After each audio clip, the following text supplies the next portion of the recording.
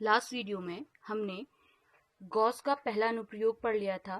आज गॉस के दूसरे अनुप्रयोग की ओर चलते हैं। आज गॉस का दूसरा अनुप्रयोग है अनंत विस्तार की समतल आवेशित अचालक चादर के निकट वैद्युत क्षेत्र की तीव्रता।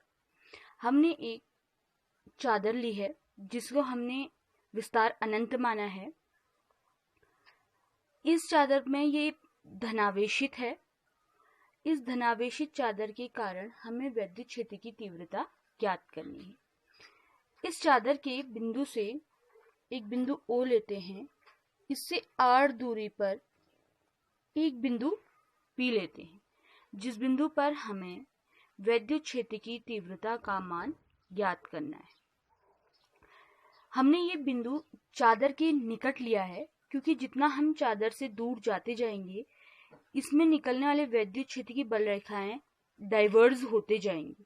इसलिए हमने एक ऐसा बिंदु चूज किया है जो चादर से क्या हो, R दूरी पर हो और निकटतम स्थिति पर।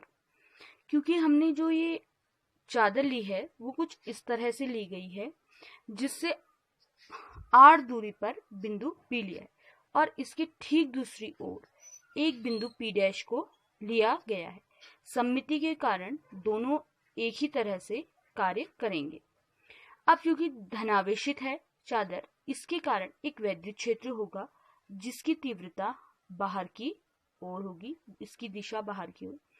क्योंकि जैसा हमने पहले अनुप्रयोग में भी पढ़ लिया है कि जब हम P को लेने की शुरुआत करते हैं तो बिंदु P के चारों ओर हमने गॉसियन सरफेस लिया है जो कि बेलनाकार है, जैसा आप चित्र में देख सकते हैं। ये बेलनाकार गॉसियन पृष्ठ में ये इसका वृत्ताकार पृष्ठ है। इस शीट के कारण, इस चादर के कारण ये जो वैद्युत क्षेत्र की दिशा है वो बाहर की ओर है और इसके इस वृत्ताकार सरफेस के कारण जो हमारे पास क्षेत्रफली अवयव की दिशा है वो भी कहाँ की ओर होगी, बाहर की ओर होगी, डी।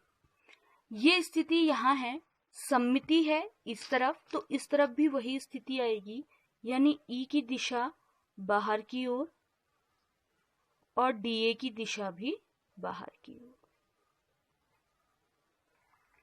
ये स्थिति हमें प्राप्त हुई क्योंकि हमें गॉस की अनुप्रयोग है। गॉस के अनुप्रयोग के द्वारा समतल आवेशित अचालक चादर के निकट वैद्युत क्षेत्र की तीव्रता ज्ञात करनी है।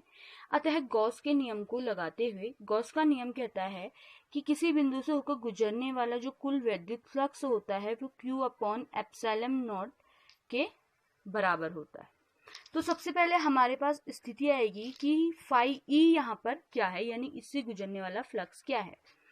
तो फाई E के बारे में जो हम जानते हैं, फाई E हमारे पास रेखीय समाकल होता है E डॉट डी ए का। तो line integration E dot D A बिंदु P के लिए, और यही सममिति के कारण इस तरफ आएगा, इसलिए एक निकलेगा यहाँ से E डॉट डी ए।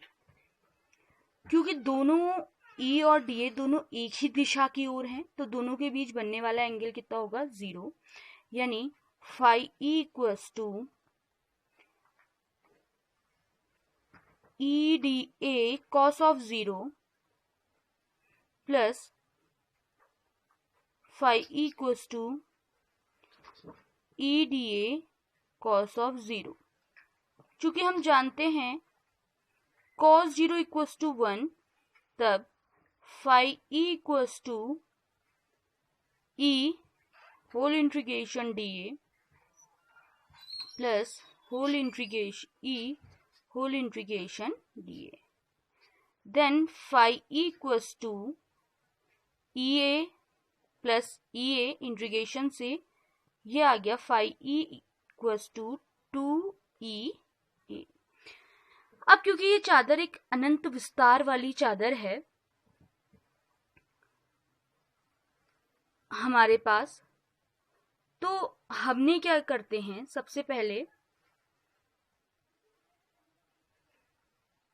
इसमें जो चार्ज है वो भी अनंत विस्तार तक फैलेगा।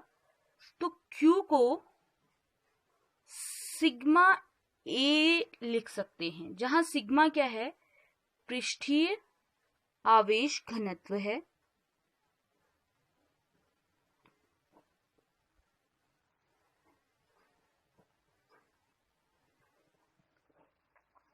तो फाई ई बराबर क्या है, Q upon epsilon not, Gauss की प्रमेय से। तो क्यू का मान अगर हम यहाँ पर रखेंगे तो ये हो जाएगा sigma A upon epsilon naught equals to 2 A से ए कैंसिल हो जाएगा, तो हमारे पास बचेगा equals to sigma upon 2 epsilon naught. यही एक अनंत विस्तार की समतल आवेशित अचालक चादर के निकट वैद्युत क्षेत्र की तीव्रता है। Thank you.